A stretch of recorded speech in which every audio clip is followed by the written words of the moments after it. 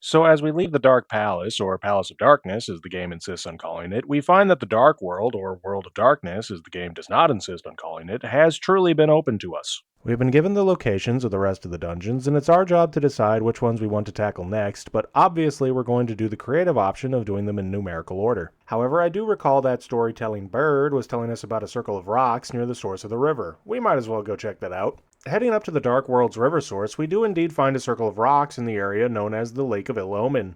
Not sure why they felt the need to name this otherwise unimportant place, but props for world building. Anyways, a nearby sign tells us, "Curses to anyone who throws something into my circle of stones." You know, just the other day I was telling my wife how much I wanted to be cursed, so I decided to throw a skull rock into the circle of rocks. This seems to cause an earthquake of some sorts, and causes a catfish to pop out. We must be really deep in the boonies now.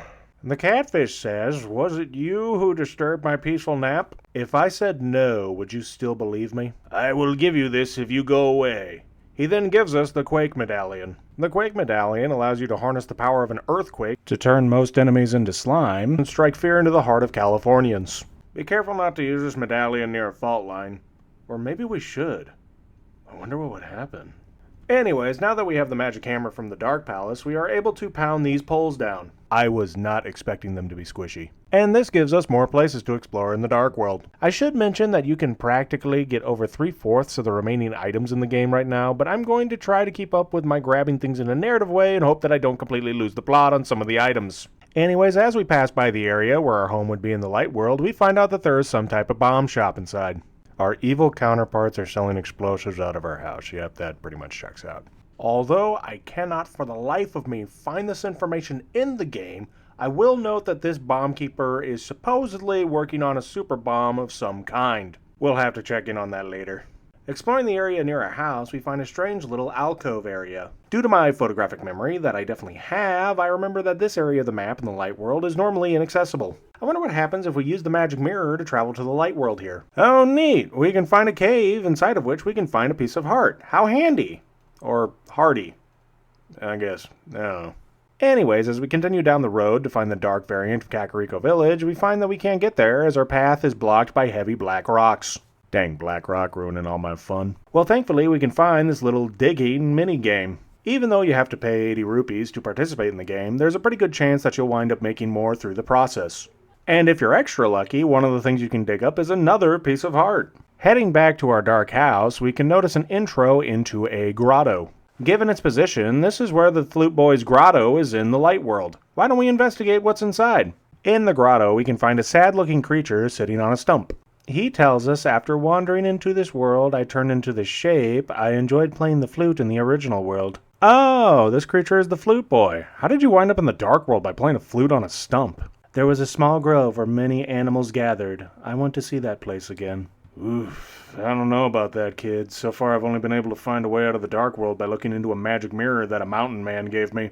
Boy, this game gives me a bunch of sentences I didn't think I would ever say that would accurately describe my situation. The Flute Boy continues on by saying, "I buried my flute there with some flower seeds. Will you try to find it for me?" I mean, I guess I can do that for you. Don't have much else going on at the moment. Other than, trying to save the world, but who cares about that? He thanks us and tells us that he'll lend us his shovel.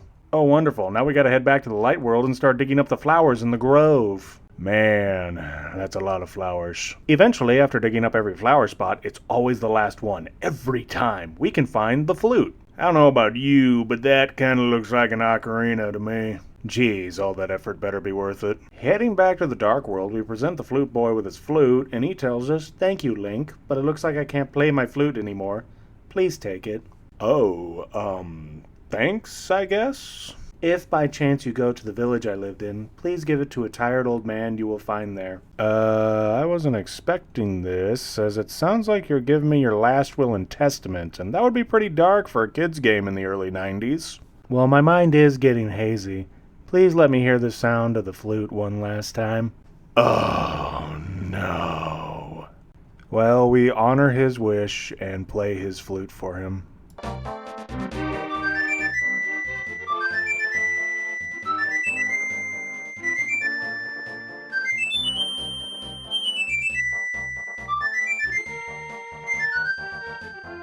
He then transforms into a tree. What in the tone shift just happened?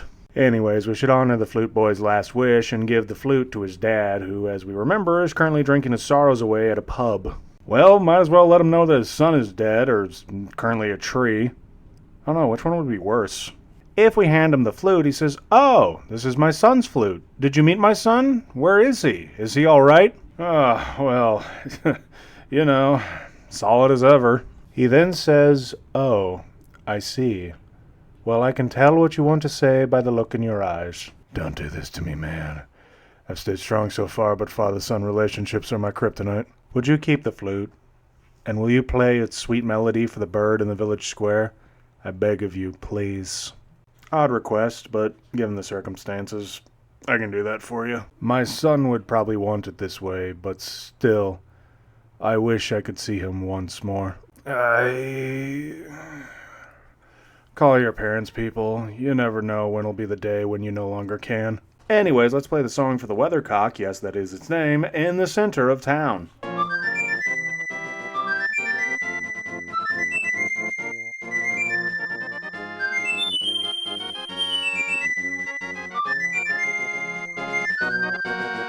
This causes a duck to burst forth from the weathercock, and this gives you a form of fast travel around the light world. Really? That emotional gut punch is how we get the ability to move around the map more freely? Man, 90s Nintendo was not messing around. Anyways, after giving myself a moment to dry my tears, it really is kinda neat that we can move around the map so freely now. Now I can visit my friends on top of Death Mountain in the Dark World in half the amount of time. Oh shoot, I slipped and fell. Well, might as well check out this cave. It looks like we can get further inside by smacking these moles down, but the whole cave is filled with spikes.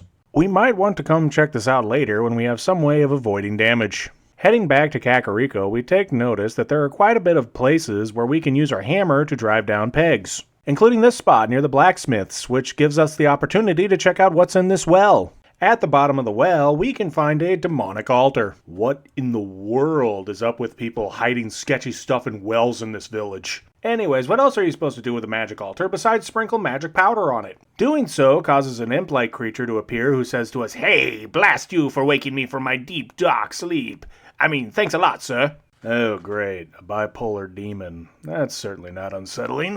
"But now I will get my revenge on you. Get ready for it. Is that okay with you, sir?" If I said no, would you still? He then blasts me with lightning. Warn a guy next time, will you? Hehehe, I laugh at your misfortune. Now your magic power will drop by 1/2. So you have made it so that my magic will last twice as long. Isn't that a good thing? Congratulations. Now do your best, even though I'm sure it won't be enough. Have a nice day. See you. He then disappears in a puff of smoke. Thank you. Anyways, we should probably get back to our main goal of rescuing the maidens. The one that's labeled 2 seems to be in the Dark World equivalent of the swamp in the Light World. And it's also a swamp in the Dark World. Guess you can't get more depressing than a swamp. Anyways, heading on over to where the second dungeon should be. You know, this might be my ADHD talking, but I kinda want to check out what the Dark World variant of the desert would be. Why don't we go take a walk down that path? Aww, it's a dead end. Guess we'll have to figure out some other way to get to that area. But also, this could be my photographic memory playing tricks on me, but I'm fairly certain this area is on top of a cliff in the Light World. Aha! It is. I knew it. Checking out the top of this cliff, we can find another stone tablet. This one says if you have the Master Sword, we'll give you the magic of Bombos. Well, thankfully I have the Master Sword, so it gives me the Bombos Medallion. The Bombos Medallion is the most powerful medallion and is the only one that isn't required to get. It is a literal screen nuke. That is the best way to describe it. Anyways, let's head back to the second dungeon, the entrance of which seems to line up with that weird building in the Light World. This is the Swamp Palace. Upon entering the Swamp Palace, we can't get anywhere, as this hallway leads nowhere and we can't reach these stairs. We can, however, find a telepathy tile where Sahasrarla speaks to us once again. He says objects exist simultaneously in both worlds with similar shapes. If the form of a thing changes, it will affect the shape of its twin in the other world. That gives me an idea. Hopping over to the Light World, we can pull this lever. Oh shoot, that was the wrong one. Ignore this, ignore this, ignore this! What I meant to say was pulling this lever causes the water to drain in the light world. I wonder what it does in the dark world. Ah, look, the water drained here as well, which I bet means that, yes, the water has risen in the dark world, which means we can continue our journey. The Swamp Palace is really well designed. When you first enter this hub room, you find the big chest just standing resolute in the middle of it. Looks like we're gonna have to explore around to find the big key. There does seem to be a few platforms that we can't get to yet, so we have a couple of options for moving forward. There are just so many fun puzzles in this dungeon, and they really play around with 3D space in a 2D game. Eventually, we can find the big key by falling down this hole. Don't fall down the other hole, otherwise you only get 20 rupees. And using the big key, we can open the big chest, and this one gives us a personal favorite item of mine, the hook shot. The hook shot allows you to grab onto other objects and pull yourself towards them. It's extremely versatile in use and allows us to get further into this dungeon. Eventually we'll get to this room, which is filled with a bunch of waterfalls, and we decide that actually waterfalls are just a figment of our imagination and walk straight through one. And after swimming through this indoor lazy river, we will eventually come to the boss chamber. The boss of the Swamp Palace is Argus. If I could roll my R's, I'd do it to emphasize the second R in his name. Argus is surrounded by Argy. All you gotta do is pull them off using your hook shot and destroy them one by one. Once you've destroyed all the Argy, Argus will jump towards the ceiling and come crashing back down. He then zigzags all across the room. You can hit him with your sword, but just hit him with your ice rod. It's still not required, it's just far more effective. Don't worry, I'll let you know when it's required, I haven't forgotten it. Eventually, after hitting him enough times, Argus says "Arg," I assume, and then dies. Let's make sure to pick up this heart container and then pick up the second crystal. The second maiden, or swamp maiden if you prefer, tells us that, "Link, because of you, I can escape from the clutches of the evil monsters. Thank you." Boy, that sounds awfully familiar. The Triforce will grant the wishes of whoever touches it as long as that person lives. That's 100% been retconned, but I'll allow it for now. This is why it was hidden in the Golden Land. Only a few knew of its location. Sure. But at some point, that knowledge was lost. Yeah, that tracks. The person who rediscovered the Golden Land was Ganondorf the Evil Thief. Oh, we're name-dropping Ganondorf in A Link to the Past. That's neat. Ganondorf is Ganon's, let's call it human form. For several spoilery reasons, I'm only going to try to confirm or deny things that this game brings up about Ganondorf. Well, remember, you have magical powers, which only the hero can make the most of. Is that what we're calling it? There are some other magical warping points like the one you saw on Death Mountain. Oh, neat. We're going to have to keep an eye out for them. I say, like as if I don't know the precise location of each of them. You are the only one who can destroy Ganondorf the Thief. No, Ganon, the evil king of darkness. Well, don't I feel special. Only I can vanquish the literal devil of this world. I don't think Sunday school properly equipped me for this.